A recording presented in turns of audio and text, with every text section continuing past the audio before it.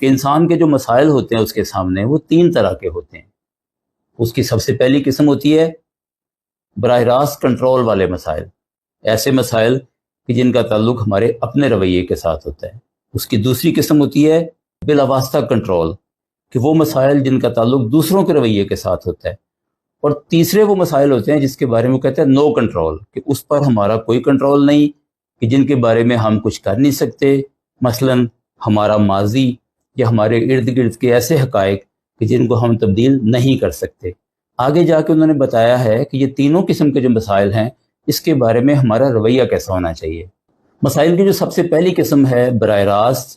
Control والے مسائل، اس کے بارے میں وہ کہتے ہیں کہ ان کا تعلق ہماری ذات کے اندر ہوتا ہے، اس کا تعلق ہماری اپنی عادات کے ساتھ ہوتا ہے۔ اگر ہم اپنی عادات تبدیل کر لیں تو اس کے نتیجے میں وہ مسائل ہم کنٹرول کر سکتے ہیں۔ اور اسی کے لیے انہوں نے جو عادت نمبر 1، 2 اور 3 ہے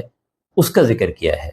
دوسری قسم کے جو مسائل ہیں کہ جو بلا واسطہ ہوتے ہیں، وہ دوسروں سے ریلیٹڈ ہوتے ہیں، اس کے لیے وہ کہتے ہیں کہ ہمارا جو اثر کا دائرہ ہے اس کو اگر ہم بڑا کر لیں، وسیع کر لیں، تو اس کے نتیجے میں ہم دوسروں کی زندگیوں پر اثر انداز ہو کے وہ مسائل حل کر سکتے ہیں۔ اور ان کا تعلق جو ہے وہ اس کتاب میں بیان کی گئی 4، 5 اور 6 نمبر کی جو عادت ہے اس کے ساتھ ہے۔ اور تیسری جو مسائل ہیں نو کنٹرول والے، کہ جن کے اوپر ہمارا کنٹرول بالکل بھی نہیں ہے،